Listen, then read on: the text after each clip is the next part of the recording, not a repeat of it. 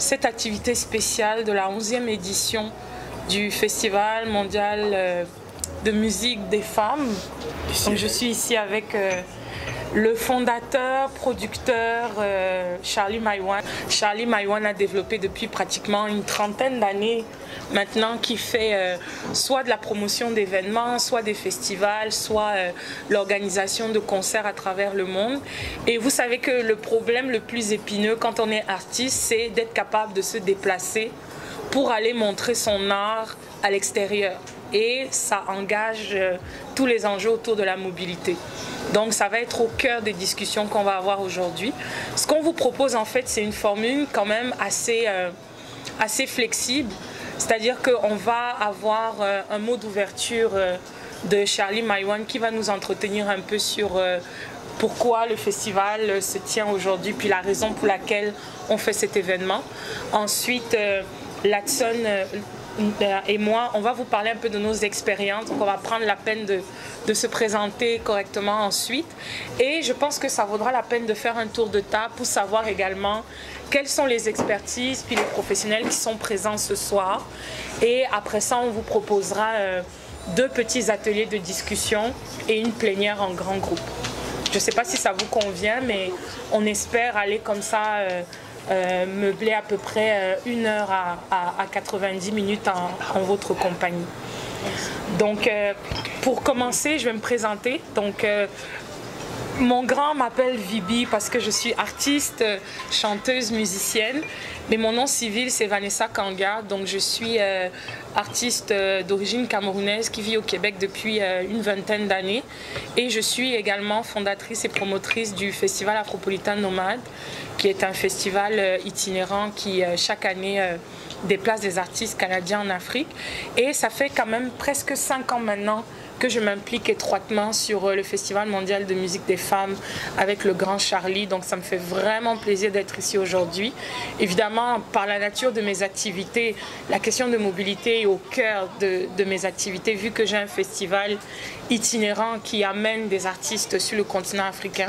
Donc je pourrais vous parler tout à l'heure de mon expérience, puis des choses vécues. Alors peut-être si tu peux te présenter, puis après on va laisser la parole au grand. Merci, merci la sœur Vibi, et je suis très angoissé de pouvoir me présenter après avoir entendu cette belle histoire que tu viens de faire. Moi je m'appelle Latson Ndiaye, je suis entrepreneur culturel, je suis expert culture à la base. J'ai été expert culture à l'Union européenne au Sénégal pendant plusieurs années, où j'avais en charge je dirais plusieurs projets qui ont été financés dans le cadre d'un grand programme qui s'appelle le PAN, le programme des acteurs non étatiques, programme de projet des acteurs non étatiques, et qui s'est développé sur plusieurs pays, d'abord au Sénégal et d'autres pays en Afrique de l'Ouest.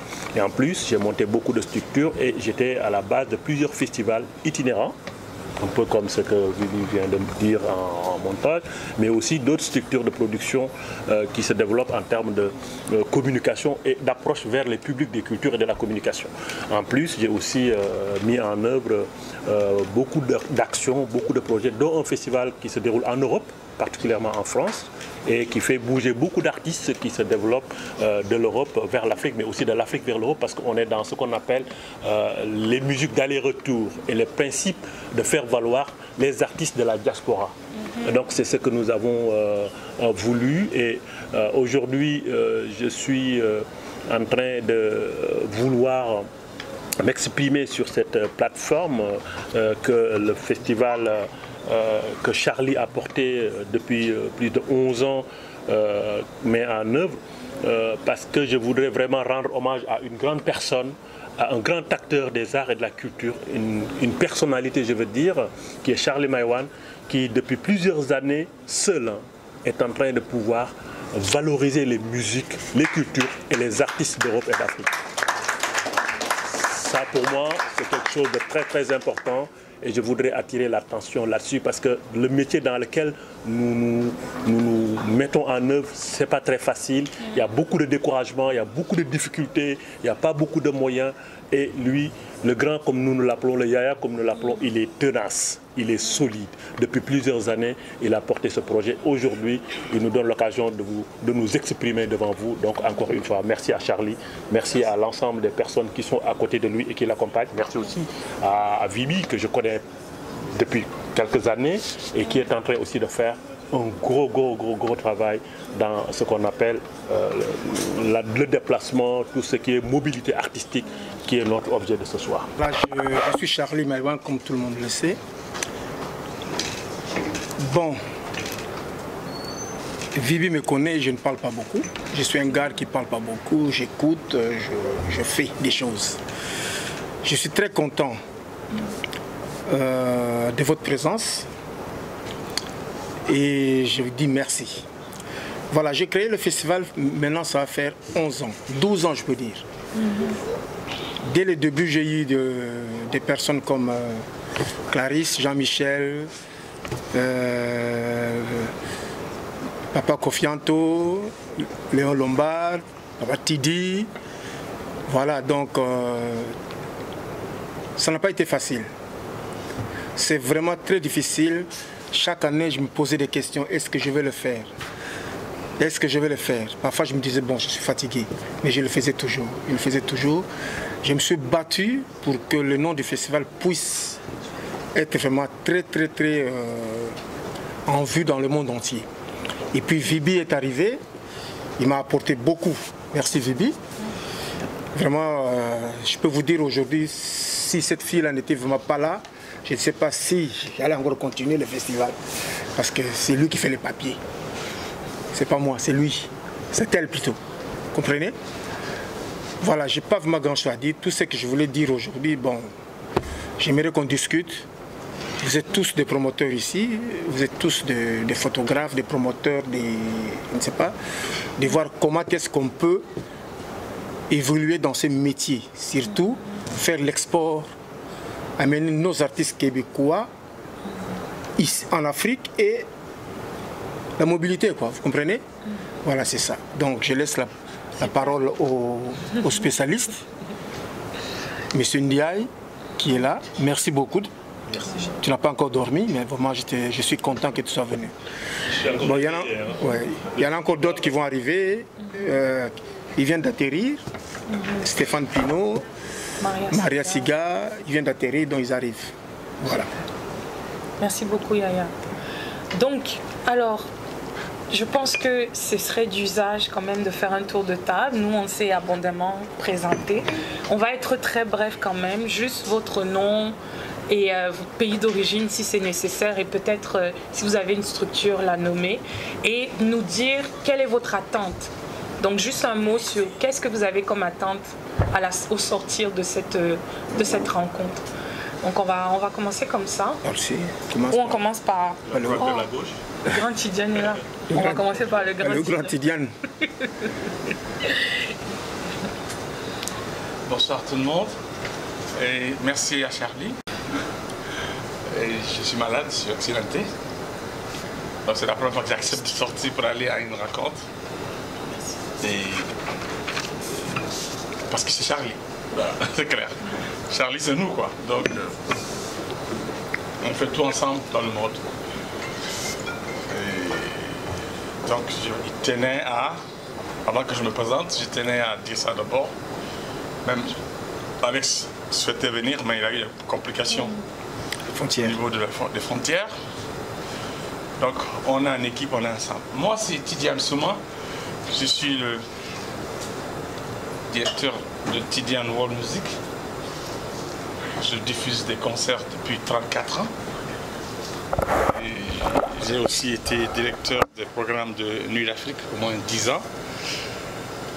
Puis j'ai aussi mon festival Festiram que j'ai créé ici au Metropolis. Ça c'est la période de Magic System, African de tout ça. Mais entre-temps, j'ai décidé donc de retourner chez moi en Guinée pour faire le pont entre là-bas et ici. Voilà. Et c'est dans ce pont-là que l'accident m'a mis à terre. Et voilà. Donc depuis 3 ans, je suis en traitement de traumatisme crânien. Et voilà. Mais cela ne m'empêche pas de continuer à travailler. Et Mamoudou Kondé, Alex et Charlie, et ils font le tour du monde. Moi, je suis assis. Je contrôle sur Internet. Voilà. Je fais ma part à partir de mon ordinateur. Bon, voilà moi, c'est ça. Je suis diffuseur et je diffuse des gros concerts. Voilà. En Afrique francophone, je pense que nous occupons la première place dans la francophonie. Et on fait des concerts en Guinée, en Afrique, en Angola, dans beaucoup de pays. Et ça, depuis 34 ans. Et ici aussi, on a fait beaucoup de concerts ici et aux États-Unis. Voilà. Donc ma vie, c'est le spectacle. Voilà. Le reste là, c'est non. Voilà. Donc je suis content de cette rencontre parce que on est arrivé à un stade où il faut qu'on se voit, il faut qu'on se parle. Chacun de nous a une qualité, chacun de nous a quelque chose qui peut apporter à l'autre. Mais si on n'est pas assis comme ça, c'est des pertes, quoi. C'est une accumulation négative. Vous avez vu, moi j'ai une expérience, j'ai fait 7 ans aux Nations Unies. Lui, il a fait l'Union Européenne. Chacun a un passé. Vous avez vu? Et moi j'ai fait Nuit d'Afrique, j'ai fait ma compagnie. Donc je tourne, toutes les stars que tu connais. De Maître James, Aqua, Kofi, tout ce que tu connais. Mais alors que toi tu vas souffrir pour les avoir. Oh, moi je peux les avoir juste par un coup de fil. Mais on n'est pas ensemble. C'est pourquoi je suis content qu'il fasse cette rencontre. Chacun ici a un pouvoir. Vous avez vu? Le petit pouvoir là, c'est les relations. Tu vas appeler une star aujourd'hui en Afrique, de venir ici, il va te fatiguer. Moi, un seul coup de fil, je le fais. Elle est là, celle qui est là, peut-être elle me connaît mieux que vous, ou celui qui est là. Mon premier festival ici, j'ai fait Métropolis. J'ai fait venir Africando, Afro Blondie, Magic System, sans payer le cachet. Toi, tu peux le faire? Voilà. Donc, chacun de nous a ces poids-là. Je n'ai pas payé un sou. Ils sont venus, ils ont joué, j'ai payé, ils sont partis. Comprenez? Donc, tout n'est pas argent. Mais si on n'est pas en connexion, si on n'est pas ensemble, celui qui est assis devant moi, je suis surpris de le voir parce que lui, il a un don, et il a un secret du Congo qui fait que lui, il ne change jamais. C'est-à-dire que tu viens 20 ans, 30 ans, son visage là, c'est toujours un enfant de 18 ans. Voilà. Donc, je ne sais pas qu'est-ce qu'il fait comme secret, mais quand tu le vois sur Internet, tu penses qu'il a fabriqué, mais quand il est devant toi, c'est encore pire. Donc, je suis content d'être là et de sortir aujourd'hui. Merci à Charlie. Ce qu'il dit là est sa souffrance. Et chacun de nous a sa souffrance. Le spectacle, c'est l'amour, c'est la passion. Il sait, moi qui vous parle là, en 28 ans, j'ai perdu 2 millions de $. Mais ça me dit rien, je suis là, je vis. Parce que c'est l'amour. C'est ça le problème. Donc lui, c'est pire. Si je vous raconte toute l'histoire de Charlie aussi au Canada, vous n'allez pas quitter ici. Ah ouais. Il a souffert, il a galéré, ils l'ont combattu sur tous les plans. Et il est là. Et moi, c'est pire. Dans mon pays, peut-être vous savez, le gouvernement guinéen vient de tomber. Et j'aime pas le coup d'État. Hein. Mais il y a 10 jours, Dieu m'a écouté. J'ai dit, Dieu, il y a un obstacle devant moi. Il dit quoi? J'ai dit, il faut que le régime là tombe. Et il est tombé. C'est vrai ce que je vous dis. Non. J'ai une amie, on s'est parlé au téléphone. J'ai dit, j'ai envie de faire de gros trucs sur la Guinée. Mais ce régime-là est fini. Il y a une arrogance. Il faut qu'il tombe. Je l'ai dit ça il y a 1 semaine. Une amie vient me chercher le matin à 10 h, ma petite Diane. Dieu t'a écouté. Et 19 mois avant, tout le monde sait, sur Internet, j'ai fait une vidéo pour la première fois. Dans mon pays, normalement, je ne peux pas faire ça. Je suis considéré comme le plus grand de ce métier, mais je l'ai fait. J'ai pris la vidéo, j'ai témoigné, j'ai dit au président, vas-y, sinon tu vas finir comme un chien. Il ne m'a pas écouté. Et il a fini comme un chien. Donc aujourd'hui, moi je suis un homme heureux, content. Si je viens ici, c'est pour fêter ça. Parce qu'il y a une liberté chez moi. Personne ne souhaite un coup d'État chez lui. Mais quand c'est trop, c'est trop. Voilà. Merci. Aujourd'hui, si tu demandes à un Ivoirien, il va te dire à Côte d'Ivoire, je veux un coup d'État. Clair. Soyez clair quoi. C'est un peu trop. Lui il souffre, moi je souffre, on est endetté, on a des problèmes, mais les voleurs sont là. Le gars vient au pouvoir, il n'a même pas 10 millions, il est multimilliardaire. Aujourd'hui, vous avez plus de 350 Guinéens que je connais, qui n'avaient pas 10 millions, qui ne même pas s'arrêter à côté de moi. Aujourd'hui, ils sont multimilliardaires en Guinée. Un président qui se dit qu'il n'aime pas l'argent, on vient, on fouille chez lui, il a 30 millions cash. de héros. Comme ça. De n'importe quoi. Donc, quand on est ensemble, nous, on est des pauvres, mais on est des croyants. On s'aime entre nous, on investit. Quand je rentre ici aujourd'hui, je ne sais pas qu'est-ce qu'on fait sur cette salle-là. Je suis flatté, j'adore ce coin-là parce que je retrouve l'Afrique ici. C'est vrai. On va saluer justement. Il faut les féliciter parce que c'est vraiment... Ici, tu sens le cœur, tu sens la passion, tu ne sens pas l'argent. Tu sens que ce qu'ils l'ont fait, ils l'ont fait avec amour, avec... Non, il ne peut pas gagner de l'argent ici. Tu sens ici que c'est... Je connais, c'est mon travail, c'est mon métier. Donc je parle trop parce que je suis content, hein, je vous le jure, et excusez-moi. Merci beaucoup. Merci. Voilà, c'est tout. Le grand? Ok, merci. Alors, je m'appelle Tiyu Kofi Kofianto. Je suis chanteur, auteur, compositeur, interprète. Je suis le doyen des artistes africains à Montréal. Net. Alors, les gens me voient comme ça, ils pensent que j'ai 20 ans, 30 ans, 40 ans. C'est mon papa. J'ai du vécu, comme on dit. Alors, ceux qui me connaissent savent. Ceux qui étaient à Montréal à l'époque savent. Quand le festival Nuit d'Afrique avait commencé, on était là. Donc, ça vous donne déjà une idée. Alors, ce qui me plaît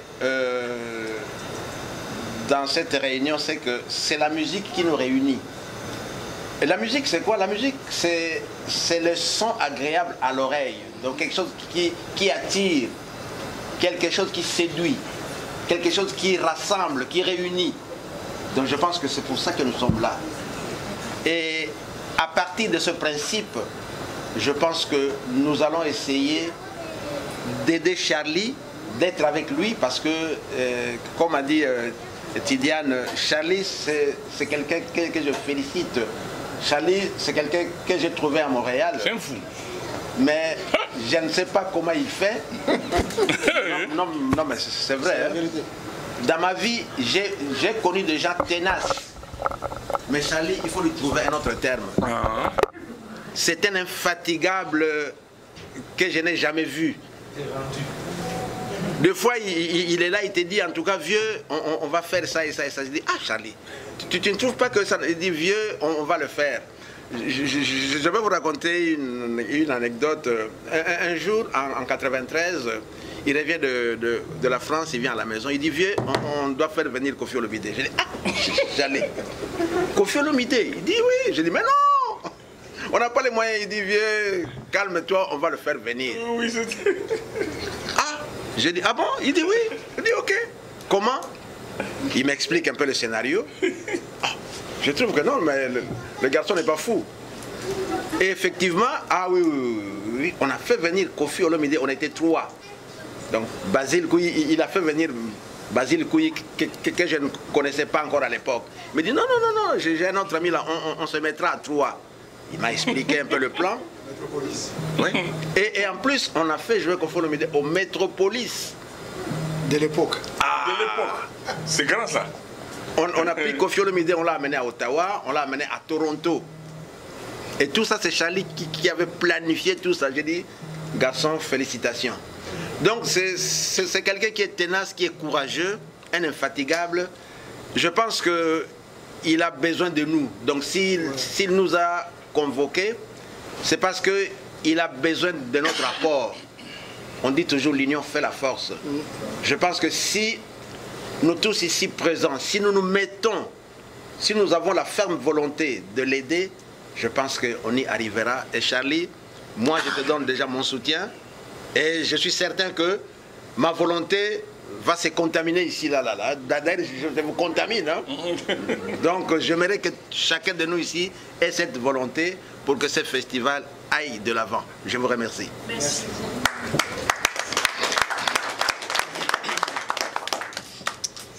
Alors, bonjour, moi je m'appelle Lombard Lolendo. Je suis le frère de Charlie Maïwapoui, mon frère, parce que comme lui-même l'a dit, au début c'était pas facile. Mais moi j'étais tout le temps avec lui là pour le supporter. Il a passé les vents et marées, mais comme il sait ce qu'il fait là, à chaque chose qui s'engage, ça marche. Parce que, comme on l'a dit au début, c'était pas vraiment facile. Donc on devait être là pour la soutenir avec le vieux Koffi. Il y avait beaucoup de monde qui vont venir bientôt là. Parce qu'il a plein de projets dans sa tête, mais ça prend des gens pour l'accompagner pour qu'il s'aille de l'avant. Alors, lui seul, il n'en peut rien. Avec l'appui de nous tous, ça peut aller de l'avant. Donc, je m'arrête là. Merci, mon vieux Tchebo. Ça ira. Quelques années que je suis un peu dans le domaine de la musique africaine ici à Montréal. Grâce à Charlie Maïwan, j'ai travaillé avec le festival il y a 2 ans. J'ai beaucoup collaboré avec Caméléon Productions, Momo Soro. Puis depuis 3 ans, je collabore plus avec un artiste avec la Côte d'Ivoire, Bolomba Musique. Fait que je suis un peu moins connue ici au Québec, mais je suis un peu nouvelle. Puis je suis là pour voir comment je peux aider de mon côté avec ce que j'ai développé depuis quelques années. Fait qu'au niveau de la production, montage vidéo et tout, puis je suis là beaucoup au niveau technique aussi pour aider les artistes à se promouvoir sur le web, puis c'est ça. Merci. Bonsoir à tous. Bonsoir. Je m'appelle Anthony Akangui, je suis originaire de Côte d'Ivoire. Ma mère est d'origine malienne, elle a grandi au Sénégal. Donc j'ai toujours été passionné de musique. Donc depuis le collège et le lycée, j'ai commencé à organiser des concerts avec des amis. J'ai eu la chance de jouer aussi à plusieurs occasions. J'ai joué une fois aussi pour Acha, une fois pour la princesse du Burundi. Puis ça a maintenu la fibre de la musique en moi. Donc quand je suis arrivé à Montréal, j'ai étudié à HEC Montréal parce que bon, c'était un tronc commun dans une école de commerce et j'ai décidé de me spécialiser en marketing et en gestion de projet.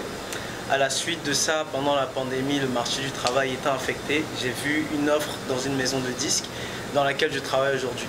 Donc je travaille chez Passa Musique, fondée par Patrice Agbokou, que je représente aujourd'hui. Et nous, notre mission, c'est vraiment de pousser les artistes de la diversité culturelle ici au Québec. Et à long terme, on veut vraiment, comme vous précédemment, créer des ponts entre l'Afrique, d'autres continents et le Canada. Donc on est vraiment en train de pousser au niveau de la diffusion, au niveau de la production, au niveau de la découvrabilité aussi des artistes. Donc mes attentes, c'est de vous connaître vous, de développer des liens solides et puis de voir comment on peut faire avancer notre industrie le plus loin possible. Mon nom c'est Clarisse Jean-Michel. Je suis haïtienne de naissance, mais africaine de... Alors, je représente un groupe qui s'appelle Flash Music.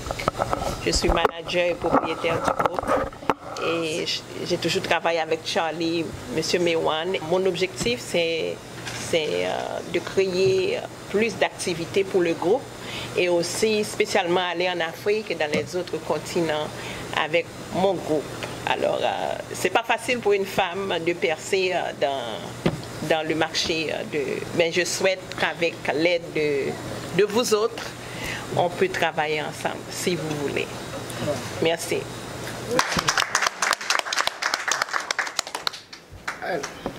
Bonsoir tout le monde. Je suis, excusez-moi ma voix est un peu partie, mais je suis Aristide Niakale, originaire de la Côte d'Ivoire, promoteur du Festival international Zouglou. Ça fait 21 ans que je suis au Canada. J'ai étudié à l'UQAM en recherche et animation culturelle. Je suis bassiste. J'ai joué avec plusieurs artistes africains. Et... non, pas grand. J'ai fait un peu de cover avec Jean Leloup, avec certains artistes ici. Comment ça s'appelle encore en tout cas, plein d'artistes québécois aussi qui ont été en Afrique. Parce que j'ai joué à l'orchestre de la télévision là-bas. J'ai dit merci au doyen. Moi, je l'appelle mon doyen, Charlie Maïwan. Il m'a toujours encouragé. J'ai fait mes 2 éditions du festival en 2018 et 2019. Je l'ai invité, il a été là, il m'a soutenu et c'est quelqu'un qui m'encourage. Je connais aussi mon doyen Tidiane. Tidiane aussi qui m'a accompagné, que j'ai représenté un peu partout dans les festivals. Quand il avait des contrats un peu pour booker le groupe, il me contactait, moi j'appelais des musiciens et puis j'allais le représenter à Sudbury, un peu partout, même pour Nuit d'Afrique. Et quand Nuit d'Afrique faisait venir des artistes africains, il m'appelait pour dire ok, ben, monte un band pour accompagner les artistes qui viennent d'ailleurs. Et ça a été toujours comme ça. Mais j'ai dit vraiment merci à Charlie Maïwan qui soutient aussi les nouveaux, enfin des gens qui veulent être sur la scène aussi. Maïwan est vraiment une porte d'entrée pour nous. Et je suis content pour son esprit très ouvert. J'apprécie parce que je me dis, très souvent quand les gens ils ont du monopole, ils sont fermés et nous, ça nous prend des gens ouverts pour vraiment nous faire connaître. Parce que quand on est un artiste, on ne chante pas, on ne joue pas sous la douche, mais on veut se faire connaître. Et s'il y a des gens qui vous soutiennent pour vous faire connaître, il faut leur dire merci. Alors merci au doyen. Hélène Boucher, je connais Vibi, ça fait très longtemps, là, mais Amina Magazine. Je suis une journaliste indépendante un peu ovni au Québec, c'est-à-dire que moi, ça fait 20 ans que j'essaie d'intéresser les médias québécois à l'Afrique, à la culture, à la musique. Puis c'est pas toujours facile. On sait que au Québec, on est un peu, voilà, pas de critique, mais bref, c'est un défi de longue date. J'écris aussi dans Le Devoir, j'avais une chronique voyage avant que le COVID n'arrive et me disent que non, le voyage international, ce n'est plus d'actualité parce que les Québécois ne peuvent plus voyager. Et là, j'arrive du Sénégal où j'ai rencontré ma chère Luce qui va se présenter. Donc, j'ai passé en fait près de 3 ans au Sénégal.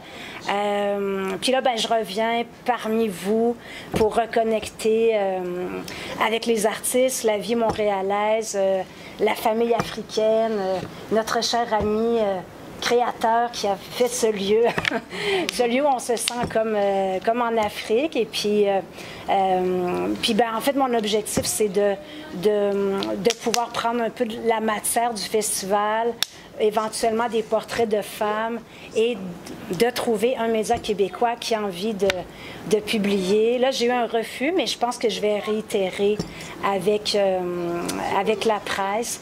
Puis sinon, je vais tenter de trouver une avenue, mais c'est vraiment une connexion africaine. C'est ma première sortie depuis ma quarantaine et j'ai eu un vaccin, je suis très heureuse. Voilà. Merci à vous tous et toutes, puis bravo Vibi pour d'être la porte-voix et à Charlie que je connais peu, mais qui semble un bonhomme extraordinaire. Alors, merci, Jerry Jeff. Voilà. Alors, Luce. Oui, bonsoir tout le monde. Mon nom est Luce Boucher. Comme Hélène le disait, on s'est rencontrés tout récemment au Sénégal. On a le même nom de famille. On n'est pas parentes, à moins que... C'est ça. Mais sœurs de cœur. Moi, je suis québécoise d'origine et sénégalaise d'adoption, comme j'aime le dire. Je m'intéresse à la scène culturelle et en particulier aux cultures africaines depuis plusieurs années. D'abord ici à Montréal et depuis 5 ans, j'ai voyagé à chaque année au Sénégal. J'avais envie de faire un projet d'immersion culturelle et c'était vraiment un coup de cœur. Donc, j'ai poursuivi dans cette voie-là. Là-bas, j'ai fait entre autres un stage dans un organisme qui s'appelle Music in Africa, la plateforme pour faire connaître les artistes, les actualités culturelles sur le continent et aussi de la diaspora. Et curieusement, c'est là-bas la première fois que j'ai entendu parler du Festival mondial de musique de femmes. Donc, quand je suis revenue, ça c'était 2019, donc j'ai fait la connaissance de Charlie et d'Alex.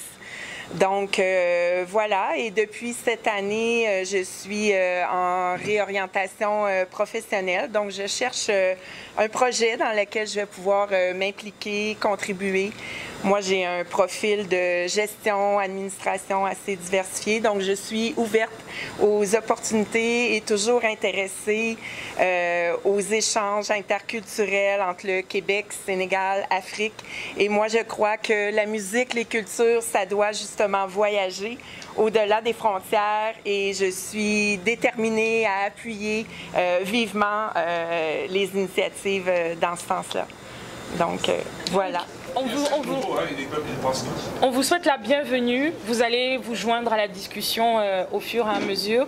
Donc rapidement, j'ai entendu beaucoup de choses dans les discussions. Il y a une volonté de réseautage, donc je pense qu'il va falloir, avec la liste de présence qu'on a, créer vraiment des synergies entre nous aujourd'hui. Il y a une volonté également de reconnecter, donc Hélène a parlé de reconnexion, évidemment on a eu 1 année et demie d'interruption d'activité, de réseautage et tout, donc c'est une bonne occasion aussi de remettre la machine en marche. Et bien entendu, parler du financement, des instances de décision, comment et où on est capable de placer, ou alors s'il y en a qui sont sur des postes ou des chaises intéressantes, de partager également leur influence. Puis la mutualisation des ressources, des contacts et bien entendu le soutien pour notre doyen ici qui a la très bonne idée de nous réunir. Donc ça va être notre objectif en fait jusqu'à la fin de la discussion. Donc ce que je vais inviter mon ami Latsuka à faire, c'est vraiment de partager avec nous une communication qu'il a préparée. Et ensuite, on va vraiment passer à une prise de questions. Moi, je vais m'assurer en fait de faire la modération pour la suite. Mais je te laisse la parole pour maintenant. Merci Vibi, merci à l'ensemble des acteurs que j'ai eu l'amabilité et le plaisir d'entendre. Je suis ravi de voir que la salle est pleine de professionnels ce soir, des diffuseurs, des personnes qui sont venues de partout et qui aujourd'hui s'intéressent à cette problématique que nous avons ensemble en commun. Et je me réjouis donc des artistes qui nous ont rejoints, d'ailleurs Vibi artiste en même temps aussi, mais Maria qui nous rejoint, notre sœur d'Haïti, madame, bon là, l'ensemble de ces artistes qui sont présents ce soir et qui portent avec nous cette problématique de cette, comment s'appelle tout ce qu'on appelle la mobilité artistique, Axe Québec-Afrique, et qui est l'objet de notre rencontre de ce soir. Nous nous sommes regroupés ici autour de grands producteurs que vous êtes, des promoteurs, des diffuseurs et d'artistes venus de partout, comme je viens de dire tout à l'heure, pour se prononcer sur nos expériences, nos inquiétudes, nos attentes, nos angoisses et aussi nos perspectives sur les problématiques relatives à cette question de mobilité pour aboutir à des esquisses de solutions sans pour autant être nullement prétentieux. Nous allons essayer ensemble de voir. Et les problématiques sont nombreuses. Vibi l'a listé tout à l'heure, je ne vais pas en faire moi aussi, pas le faire beaucoup, mais je vais citer encore quelques points qui concernent, je dirais, comment réussir la mobilité artistique et culturelle avec des frontières fermées au Canada, qui freinent toute l'éclosion capable de faire rayonner l'axe Québec-Afrique, comment raviver et redynamiser l'amitié séculaire qui lie les peuples du Québec et de l'Afrique pour une intégration visible et palpable avec une libre circulation avérée. Comment capitaliser le développement du numérique sur les difficultés de la mobilité artistique pour une création de richesse sur l'axe toujours Québec-Afrique. Quel modèle de mobilité artistique voulons-nous pour l'axe toujours Québec-Afrique?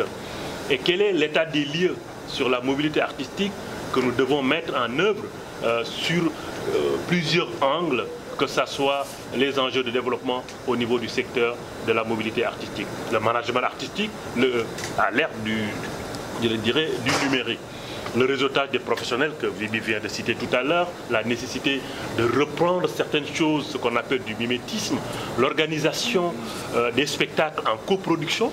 Est-ce que c'est possible pour pouvoir mutualiser des forces et des efforts? Est-ce que aussi ça peut créer je dirais quelque chose qui pourrait créer ou je dirais nous accompagner pour sortir de cette situation de morosité artistique durant cette période de pandémie? Quels sont les chemins innovants que la mobilité artistique sur l'axe Québec-Afrique pourrait mettre en œuvre? Et aussi en dernière, la mobilité artistique l'axe Québec-Afrique est-elle une source de création de richesse? Si oui, qu'est-ce qui pourrait être ces profits sur lesquels nous tous nous pourrons effectivement rebondir pour en faire profiter nos artistes, mais faire profiter les producteurs qui injectent beaucoup d'argent et beaucoup de moyens pour pouvoir revitaliser ces lieux. Donc je dirais, les artistes et les acteurs culturels africains, d'une manière générale, ont la nécessité de prendre en main leur propre destin même si on sait que la politique culturelle est générée et orientée par les gouvernements, il demeure et reste toujours qu'elle est un parent pauvre des politiques de développement en Afrique. Aujourd'hui, nous devons de réfléchir et de mener des actions concrètes qui vont dans le sens d'une économie culturelle créative qui passera forcément par une industrie culturelle et musicale.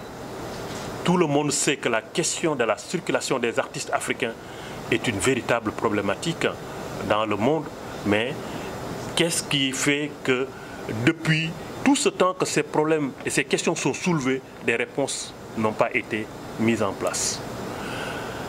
Seule la force des artistes, leur art, leur musique pourrait peut-être apporter une solution. Donc, ces artistes qui sont en train de se bouger, de faire beaucoup de choses sur leur territoire, veulent passer par leur musique pour changer les choses. En prenant l'exemple des cultures urbaines et du rap en particulier, qui est une véritable plateforme d'expression pour la jeunesse, mais qui, contrairement à d'autres pays, dans d'autres pays, je dirais, n'est pas en Afrique un art de bling-bling, ni d'alcool, de sexe, de femmes ou de guns, mais rien d'autre qu'un art. Bon, on peut comprendre que les jeunes, parfois, ont envie de faire la fête, mais justement, ils veulent proposer des solutions pour donner une évolution à leur société et surtout apporter un moyen de développement culturel et artistique en passant par l'éducation des consciences citoyennes. Utiliser la musique pour changer les choses, changer le quotidien des peuples, c'est le credo des artistes en ce moment de crise sanitaire que nous vivons. Ce qu'il faut savoir aussi, c'est que nous, dans nos pays, en Afrique et particulièrement, je dirais en Afrique de l'Ouest, que je connais mieux, les politiques, souvent, ne répondent pas aux aspirations des populations et particulièrement des artistes en particulier, particulièrement des artistes. Celui qui est élu, comme le disait Tidjane tout à l'heure, développe des qualités, des politiques et des stratégies pour durer au pouvoir et surtout se servir et pas servir le peuple. Ce qui, par conséquent, engendre énormément de corruption, de gabegie, d'économie et un recul culturel, social et diplomatique. Il faut dire que les artistes africains sont considérés ne sont pas très considérés au-delà de la frontière des pays. Ils inspirent le monde entier. C'est-à-dire que ces artistes africains inspirent le monde entier, mais ils ne sont pas très considérés au-delà de leurs frontières. Aujourd'hui, on parle d'afrobeat, on parle d'afro-trap, on parle d'afro-urban, qui sont tous des styles qui viennent des cultures urbaines africaines. Le mixage et le métissage des cultures africaines avec les instruments traditionnels dans d'autres musiques du monde crée partout des hits en ce moment. Vous voyez que les nouveaux styles ne sont que des mixages et des métissages. Et partout dans le monde, partout, ces styles créent du plus-value, créent encore, en tout cas, beaucoup de visibilité à travers ces artistes-là. Ce mélange tradition et moderne a permis aux géants africains de la musique, le Nigeria, pour nous, et pour moi particulièrement, à exporter et à faire connaître son style partout dans le monde. Aujourd'hui, cette belle musique urbaine nigériane inspire les créateurs du monde. C'est un peu la même chose dans d'autres pays africains, comme en Afrique du Sud, en Ouganda. Et l'exemple de Fresh Montana est un exemple très corroboratif. Il y a beaucoup d'artistes et de publics des cultures du monde qui veulent aller à la rencontre des artistes africains. Mais cela reste encore un casse-tête terrible à cause des contraintes de mobilité. Ils ne peuvent pas les accéder. Maintenant, les programmateurs ont tellement peur de programmer des artistes africains dans leur festival car l'incertitude est grandiose. Tu peux être sûr d'avoir les moyens pour programmer un artiste comme Charlie, mais jamais de l'avoir sur la scène tant que tu ne l'as pas encore vu jouer sur le concert. Après, la difficulté des infrastructures, parce qu'à un moment donné du développement des produits artistiques et du développement culturel dans certains pays africains, la question s'était posée sur la question des infrastructures. Mais maintenant, les infrastructures commencent cette question des infrastructures commence à véritablement se régler petit à petit dans certains pays comme la Côte d'Ivoire, comme le Sénégal. On commence à avoir de véritables infrastructures culturelles. Mais la question de la mobilité continue encore à s'embouler. Et c'est devenu encore véritablement une problématique sévère. Ce qui est en train de prendre de force les politiques et les gouvernements en particulier, comme les Occidentaux, mais aussi comme le Canada. Donc ceci doit les forcer à mieux travailler sur des méthodes de simplification des demandes de visa. Les demandes de visa sont très lourdes en termes d'administration. On va dans plusieurs pays d'Afrique de l'Ouest. Il faut traverser 2 à 3 pays pour trouver une représentation consulaire pour déposer une demande de visa pour venir en Occident ou particulièrement venir au Canada. Il est difficile de promouvoir sa musique si on n'a pas la liberté de se déplacer, encore moins de se mouvoir si on est artiste. Vous savez que pour préparer un événement, il faut beaucoup de temps pour mettre en place des stratégies de partenariat, de communication, de vente en ligne, de billetterie, etc. Les tournées sont calées maintenant 1 à 2 ans, voire même 3 années. Mais si on n'est pas sûr, ou si on est sûr de rien, c'est pas possible d'apporter ou d'avoir ses demandes, d'avoir son visa à 3 mois, ou même ne pas avoir une réponse, même après sa demande déposée. Quand même, ça relève légèrement d'un manque d'humanisme ou de considération de la création artistique. Si on comprend que l'artiste, je prendrai l'exemple de Vibi ou des autres artistes qui sont là, qui pendant plusieurs années se retrouvent chez eux ou chez elles pour travailler pendant 3 ou 4 ans un produit. Et après que le produit soit disponible sur le marché et que les producteurs s'intéressent à ces artistes-là pour faire et diffuser ces produits-là, l'artiste propose ou va à la demande de ces... introduit une demande de visa et 3 mois après, il n'a aucun retour ou voire même un rejet qu'on lui dit après que la date soit dépassée. On lui notifie que sa demande n'a pas été reçue et la date s'est passée 2 ou 3 semaines après. Quand même, c'est une honte pour la création artistique. Je ne parle même plus de l'art, mais je parle de la création. Si on connaît que l'artiste a pris en compte 3 ou 4 années pour pouvoir mettre en œuvre cet opus-là. Il faut que les professionnels que nous sommes s'unissent pour sauver les artistes, que nous sommes producteurs, musiciens, artistes, se retrouvons autour d'une plateforme que peut-être Vibi a proposée et Charlie aussi, qui à travers cette idée de mettre en place son festival, mais aussi l'idée de valoir et de donner cette thématique. Parce que si Charlie aujourd'hui, à travers son événement, propose cette rencontre pour qu'on puisse discuter de la problématique de la mobilité, c'est que la chose, elle est importante et gravissime. Hyper dure. Donc voilà que, sans prétention, des propositions de solutions puissent être émises à travers les actions que nous sommes en train de mettre en œuvre ensemble pour que d'ici quelques années des résultats puissent être et que la mobilité artistique et que l'axe Afrique-Québec puisse encore être nourri artistiquement. Je vous remercie. Auteure, compositrice et interprète. Et je me suis beaucoup plus concentrée sur l'autisme. Ça a été une question de choix. Et donc je suis novatrice culturelle du programme longitudinal Autisme et Développement International. Donc c'est un programme que j'ai créé avec mon propre matériel didactique. Donc j'ai des jeux éducatifs aussi. Ça a été mis spécifique au bénéfice des familles autistes et de leurs enfants des pays du Sud. Donc c'est une innovation auquel aussi des familles autistes et leurs enfants ici au Québec particulièrement qui ont bénéficié et soutenu par le professeur émérite de l'Université de Montréal. Donc la source au fait de ça, c'est mon fils qui est ici. Donc j'ai commencé avec lui depuis qu'il avait l'âge de 3 ans. Et son élément déclencheur, c'était le chanteur Youssou N'Dour, ce qui fait que, par la grâce de Dieu, donc j'étais représentante d'abord, ensuite fondatrice et présidente de sa fondation. Ce qui fait que ça a été axé sur, comment est-ce qu'on dit, comment est-ce qu'on appelle ça?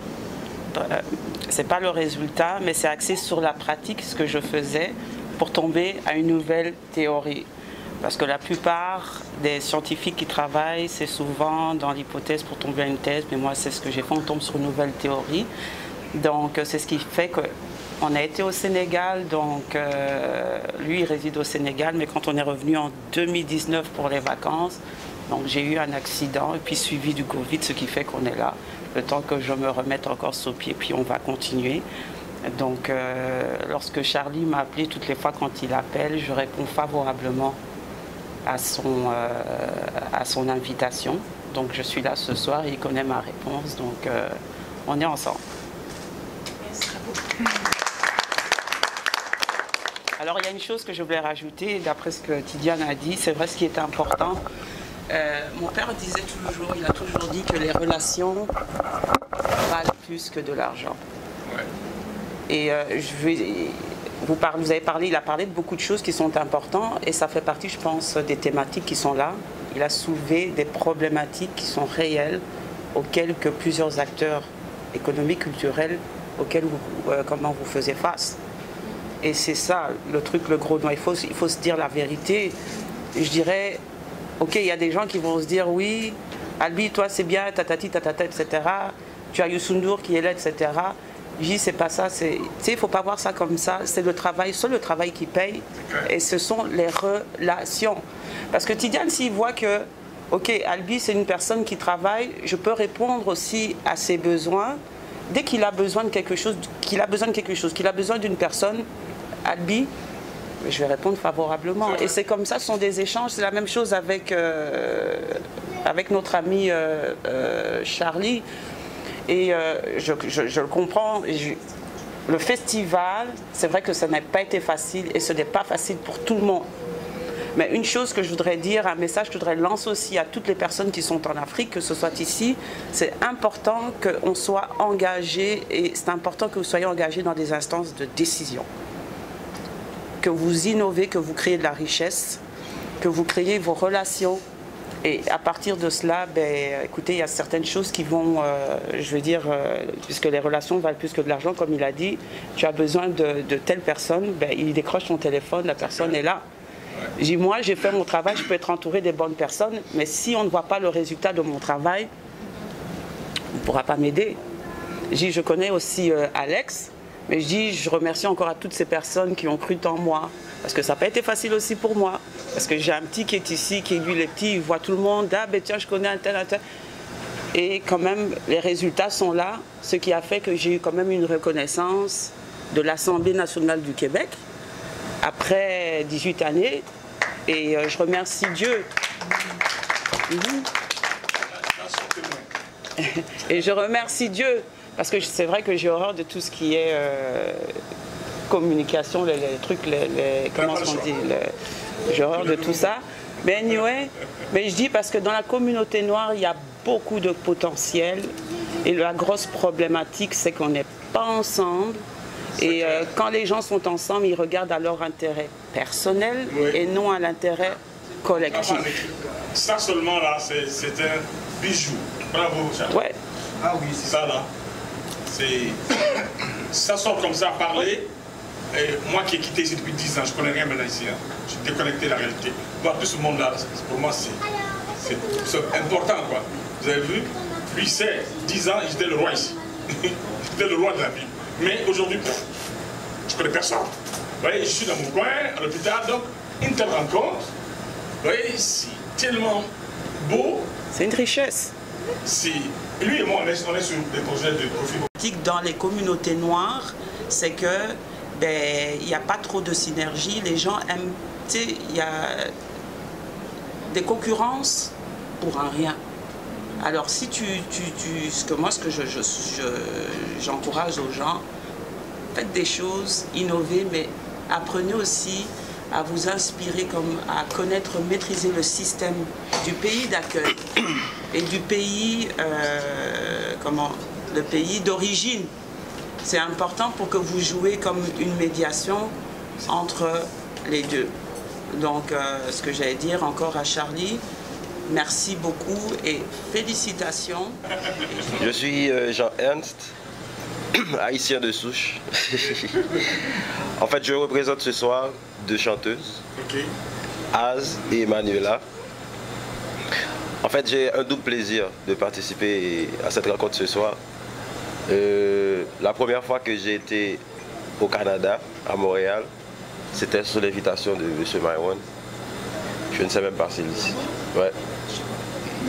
Il a même oublié.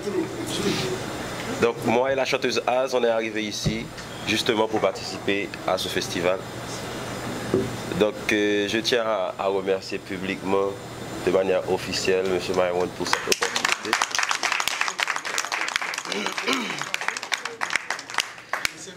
Qu'il nous a donné parce que évoluer en Haïti comme artiste, surtout avec le choix qu'on a fait de faire de la musique organique, de faire une bonne production entre guillemets, de créer du bon contenu entre guillemets encore une fois, c'est extrêmement difficile. Donc il nous a permis de venir ici à Montréal et après ce qui a aussi déclenché notre processus de venir nous installer qui est jusqu'à présent très fructueux. Aujourd'hui, en fait, je suis musicien à la base.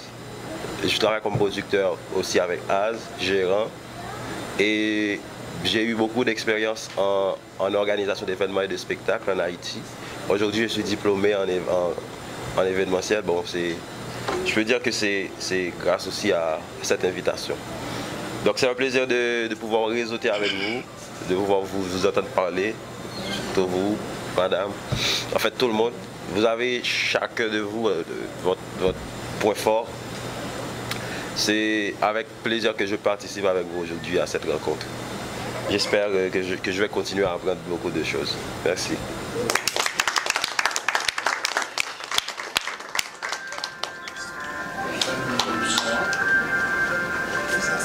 Ok.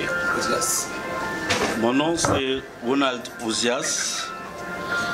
Je suis d'origine africaine et de la Première Nation des Noirs en Amérique. Ouais, je suis d'origine africaine de la Première Nation des Noirs en Amérique, c'est-à-dire Haïti. Donc, je suis content et fier d'être là avec mes frères et mes sœurs et voir comment Haïti est manifesté et fructueusement par le biais de Charlie Myron. En fait, je suis accompagné de 3 de mes collaboratrices qui sont là et c'est mes associés aussi dans des projets culturels. Mais Charlie, depuis 2016, on s'appelle El Padrino, c'est mon parrain. Ouais, c'est mon parrain parce qu'en 2016, Festival mondial de musique vient me chercher en Haïti. En fait, j'étais de passage en 2015 ici et j'ai retourné en Haïti en 2016. Et en 2016, par les biais Internet, comme vous venez de dire, je fais contact avec Charlie puisque Charlie avait déjà un représentant du festival en Haïti.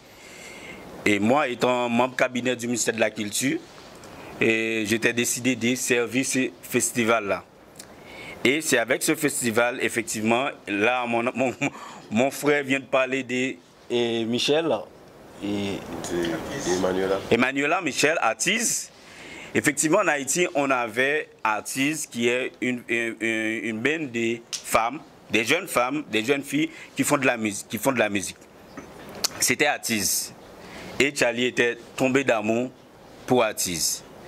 Et moi, j'avais contribué de mon côté par rapport avec mon statut, mon rôle que j'avais là-bas pour permettre à Artise et aussi à d'autres jeunes filles talentueuses de venir participer à ce festival-là. Et c'est comme ça qu'on avait monté un dossier pour Yama Laurent. J'avais demandé à mon parrain, j'ai une artiste que je voudrais faire venir ici. Et c'était Yama Laurent. Et pour ceux qui ne connaissent pas, Yama Laurent, c'est la championne 2018 de La Voix. C'était la première femme noire d'origine haïtienne qui a été consacrée championne de La Voix. Et elle a été ici, présente au Québec, à Montréal, grâce à Charlie Myron. questionnement par rapport à ces... Ouais. Et ce festival-là, après avoir participé à ce festival-là, c'est comme un virus là. Il m'a attaqué.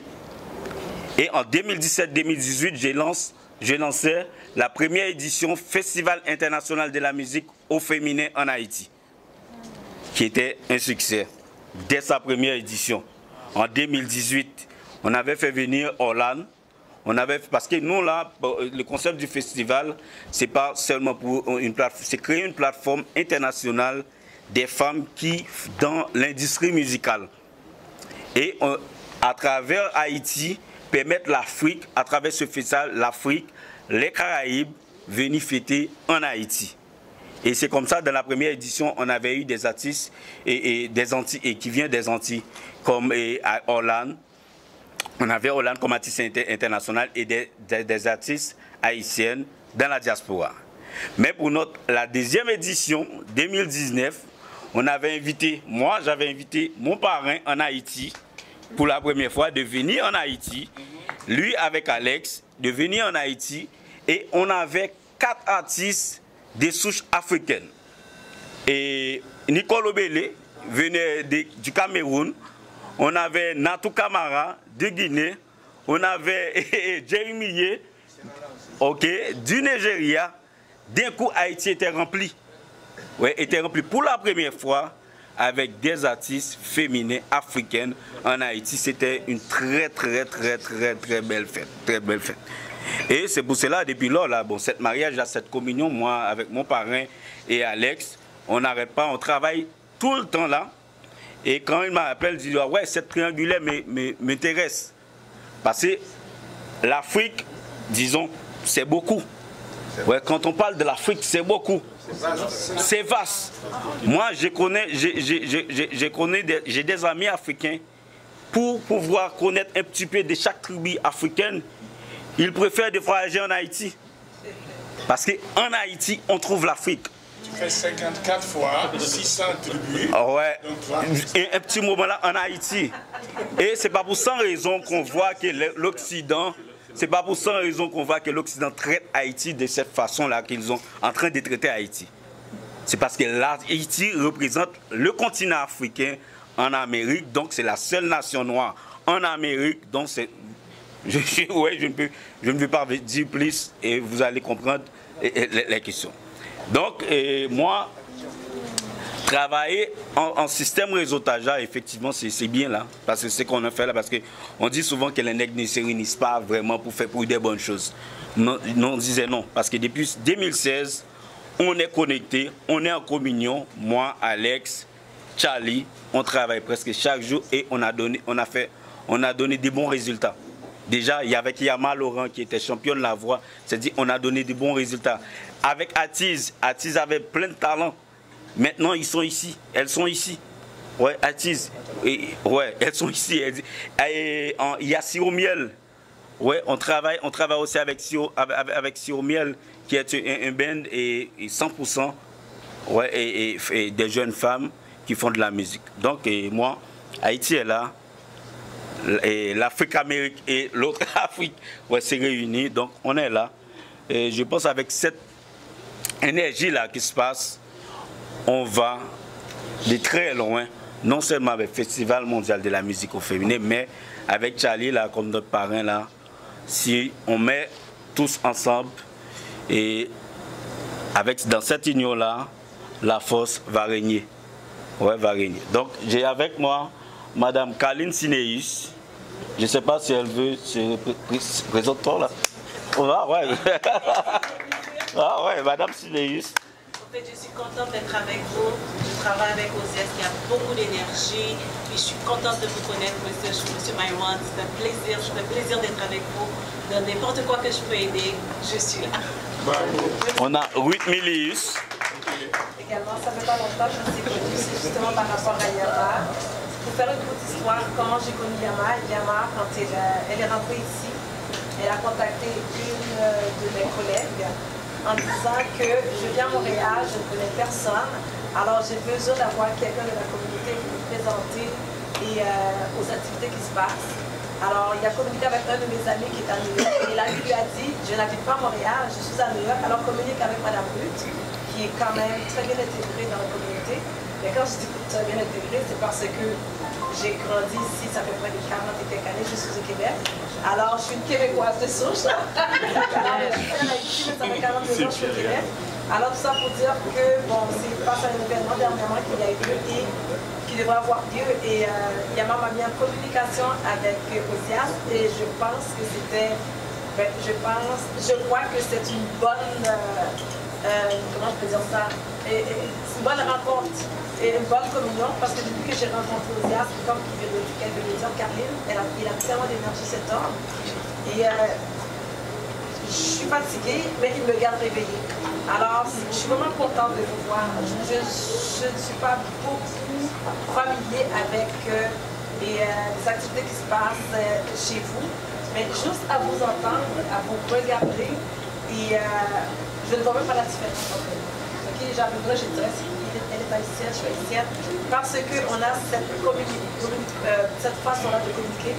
Juste nous voir ensemble, on est déjà frères et sœurs, on ne voit même pas la couleur, mais ce qui nous réunit ce soir, c'est tellement agréable et je suis vraiment contente d'être là. Malgré que je suis fatiguée, mais je n'ai pas regretté de venir. Merci de m'avoir invité et je souhaite vraiment... Tous et tous, je me suis même battu comment amener ces gens-là en Guinée. Ça coûte cher, comment les faire comme un festival. Ils m'ont ouvert un festival haïtien en Afrique. Au lieu que tu perds en envoyant une seule personne, quand tu fais un festival, tu as la chance d'amener... D'avoir plusieurs. Mais aujourd'hui, vous êtes présent en France, hein, c'est vrai, vous êtes présent en France, vous êtes présent en Europe, mais pas en Afrique. Aux États-Unis, à Miami, en France, mais en Afrique, Tu sais, le problème, c'est quoi tu dis? Oui. Après, on va passer chez... C'est lui qui... C'est la problématique globale. Hein. Oui, oui, tu as posé un problème, tu vois, je te dis ça. Le problème, c'est quoi? Vous savez, moi, je produis presque tous les groupes haïtiens. J'ai amené Tantan, j'ai amené Karimi, j'ai amené Miline, j'ai amené Rouchel, j'ai amené Rouchel, c'est nous autres, Bello. J'ai tout fait, les Haïtiens, j'ai amené tout. Mais mon groupe préféré, vraiment, où j'ai fait de l'argent, bien sûr, il faut le dire, c'est Tabou Combo. Là, j'ai amené partout en Afrique. Mais le problème, c'est quoi les Tabou Combo et des musiques haïtiennes?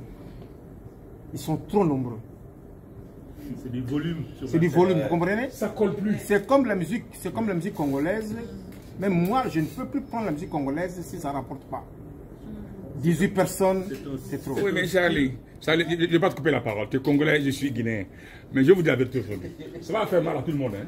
On a commencé le débat. Non, le débat est là. On va finir. Non, Charlie, laisse-moi faire la partie. Je vais dire ça à tout le monde. Et ça va peut-être faire mal à des gens, même à moi. Soyons clairs. Le Congo, ou la musique congolaise, ou l'art congolais, dans les conditions normales, doit être numéro 1 au monde. Soyons clairs. Je ne le dis pas parce que je veux le dire. Hein. Je le dis parce que c'est mon métier. 34 ans de pratique. J'en sais. Vous avez l'école en c'est moi qui les ai mis dans l'avion avec Mbemba Saoloma. Les amener jusqu'à... Je connais le Congo. Le Congo a été bloqué à l'étranger par une campagne de communication qui a détruit le Congo. C'est-à-dire qu'il ne peut pas faire de spectacle sans être le nombre. Le nombre là, c'est ce qui fait la qualité, la valeur du Congo. Ce côté-là, si tu me dis ça, Tidjane, c'est le débat. On finit d'abord avec Tidjane. C'est tellement esthétique. Ça, on va rentrer après. La profondeur des problématiques culturelles et artistiques, tu es en train de confie son monde. C'est justement, Tidi. Oui, où tu les prends, où tu les prends. Moi, je suis producteur, je suis producteur de Covid. Comprenez? Même maintenant, je tourné en Afrique, c'est le Covid, c'est le coronavirus là qui a bloqué. Je l'ai amené dans 25 pays. Mais c'est cette beauté-là, cette chaleur-là, africaine-là. Si tu tues ça, il n'y a plus de spectacle. Mais Tidjane, il faut contextualiser les choses. J'ai compris. Moi, je parle ici par rapport... Bonjour à tous. Déjà, je suis désolé d'être venu en retard. Je viens de Toronto, très loin d'ici. Donc, je suis venu, j'étais au Québec pour un festival, donc je suis venu. Donc, c'était vraiment pas prévu que je sois dans cet événement, mais quand même, je suis vraiment très content d'être là. Je ne connais pas tout le monde, mais j'espère qu'à la fin, j'aurai la chance de connaître tout le monde. J'ai vu que parler un peu de la culture africaine, et que je vois que tout le monde fait partie de cette culture africaine, soit vous êtes des présentateurs d'événements ou des organisateurs d'événements. Donc, ou bien tu parles comment ça va être, ou des organisateurs d'événements un peu.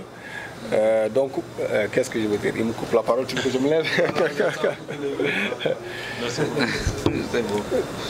Donc voilà, donc je vais essayer de parler un peu plus fort comme il dit. Je ne sais pas sur quoi vous avez débattu, mais ce que je veux dire, je suis très content d'être là. Et s'il y a moyen aussi de discuter avec les gens à la fin pour voir un peu ce que je fais, ce que nous faisons en tout cas à Toronto. C'est un peu ça qu'on a besoin maintenant, ce que tu fais. Ok, avec plaisir. Ok, avec plaisir. Donc, qu'est-ce que tu fais? Avec plaisir.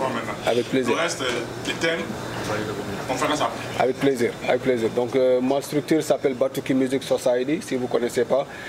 C'est quasiment l'une des structures les plus grandes africaines au niveau de Toronto, qui fait venir quasiment tous les artistes africains à Toronto. Si vous avez vu les grands noms quasiment qui viennent à Toronto, donc c'est nous qui les faisons venir. On n'est pas simplement une structure de musique, on est aussi une compagnie de radio. On travaille dans 2 radios, que ce soit en francophone et en anglophone. Je suis aussi journaliste, donc je travaille dans tout ça au niveau de Toronto. On produit quasiment chaque mois ou tous les 2 mois, on produit un événement africain. Mais ce que nous faisons, c'est pas vraiment de produire des groupes finis. Souvent, on produit des créations de musique, que ce soit des compositions culturelles, que ce soit la danse, que ce soit la musique, que ce soit autre chose. Donc on essaye de combiner cela. On essaye de les proposer à notre public qui est à Toronto. Tout récemment, voilà, avec elle, Nadine, ouais. Donc, voilà, Nadine, voilà. Donc, quand tu as parlé, je comprends.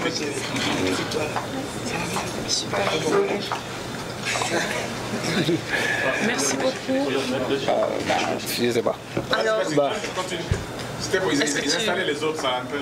Vas-y, bon, ok. En gros, voilà un peu ce que nous faisons. Nous, on travaille avec les artistes, on fait la production des musiques africaines, on promeut la musique africaine à 100%. Notre objectif, c'est juste ça, apporter une pierre dans l'édifice de la culture africaine qui est déjà existante ici au niveau du Canada. Et nous, notre objectif, c'est juste pousser un peu ce que vous faites. Et souvent, les gens vont dire, qu'est-ce que ça s'appelle la musique africaine? Désolé mes frères, mais on parle de l'Afrique, de la culture africaine de l'Afrique. C'est un peu ce que nous faisons un peu. On touche un peu l'Haïti, on touche un peu toutes les cultures africaines qui existent en Afrique. Donc, en gros, c'est ce que nous faisons. On promeut la culture africaine, on fait la radio et puis on a aussi des bands avec lesquels on travaille comme Okavango African Orchestra, je ne sais pas si vous ne connaissez pas. Donc vous pouvez le regarder aussi sur l'internet, vous allez voir. C'est l'une des plus grands bands africains du niveau de Toronto avec lesquels nous travaillons, qui a eu 2 albums avec un Junior World. Et donc un 3e album qui s'en vient bientôt là. En gros c'est un peu ça. Et Charlie, je le connais depuis, ça fait des siècles que je le connais. Lui c'est pas un papa pour moi, c'est un ami, il sait de quoi je parle. Donc on est vraiment des amis. On se connaît depuis très longtemps. Le festival quand il existait, quand il commençait, j'étais là. Donc on travaille en Afrique et tout ça. Donc voilà quoi. En gros c'est juste faire une petite parenthèse de qui je suis. Et le reste on en parlera plus tard. Merci. Merci. Merci. Bonsoir tout le monde. Bonsoir. Bonsoir. Je m'appelle Monsieur Bruno Bonyeme. Je suis de la République démocratique du Congo. Je suis un Congolais à part entière. Le père et le mère. Le père et le mère. Je suis Congolais de souche. Si je suis arrivé ce soir ici, c'est avec un grand plaisir. C'est avec un grand plaisir de rencontrer la famille. Parce que dans la vie, on n'est pas seul. Quand on est avec d'autres, ça fait partie de la famille. Nous, dans notre culture africaine, et surtout en RDC, la famille, ce n'est pas seulement biologique. La famille, c'est l'ensemble des personnes qui vous entourent et qui vous accompagnent dans la vie. Moi, je suis arrivé ici il y a 10 ans. je ne connais pas le monde. Mais moi, je suis quelqu'un qui a un nom au Congo. Parce que j'ai été musicien, et nous sommes la genèse de la musique congolaise à Kinshasa. Dans les années 68, et j'ai laissé, mon nom est resté dans les palmarès du Congo, de la RDC.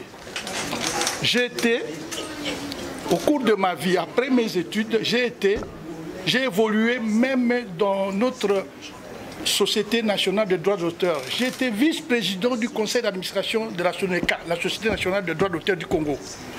Mais c'est un grand plaisir. Ici à Montréal, je ne connais que ces 4 personnes. Et ce sont mes frères à moi. Il y a M. Lulendo, la première personne que j'ai rencontrée. M. Maïwan. Quand nous avons commencé la musique, nous avons évolué, nous avons commencé avec son grand frère qui est en Belgique maintenant. Là. Nous sommes la génération qui a fait exploser la musique congolaise. On était jeunes de 15, 16 ans. Et si aujourd'hui les jeunes font la musique, nous étions les pionniers. On allait à l'école secondaire et on allait faire des répétitions.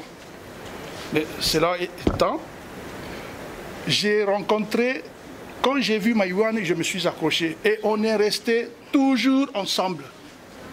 Nous trois. Quand vous voyez Maïwan quelque part, quand vous voyez le bar quelque part, il est avec moi.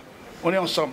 Et puis, ma présence ici, je suis un curieux qui veut savoir et connaître les gens. Mon apport, vous le saurez dans la prochaine occasion, s'il y en a, mais vous aurez à découvrir ce que nous cachons, ce que ce baobab-là cache. Mais aujourd'hui, je ne saurais pas le dire, parce que je ne peux pas monopoliser la parole, mais prochainement, vous aurez l'occasion de me connaître et de me découvrir. Mais seul, je ne saurais pas. Mais avec Maïwan, que je connais, et il m'a assisté en tout. Et c'est tout ce que je peux vous dire aujourd'hui. Abonnez-vous sur la chaîne YouTube Pef Bonheur TV. Papa Patience Fayoulou, Papa Bonheur. Quelle initiative! Lekele.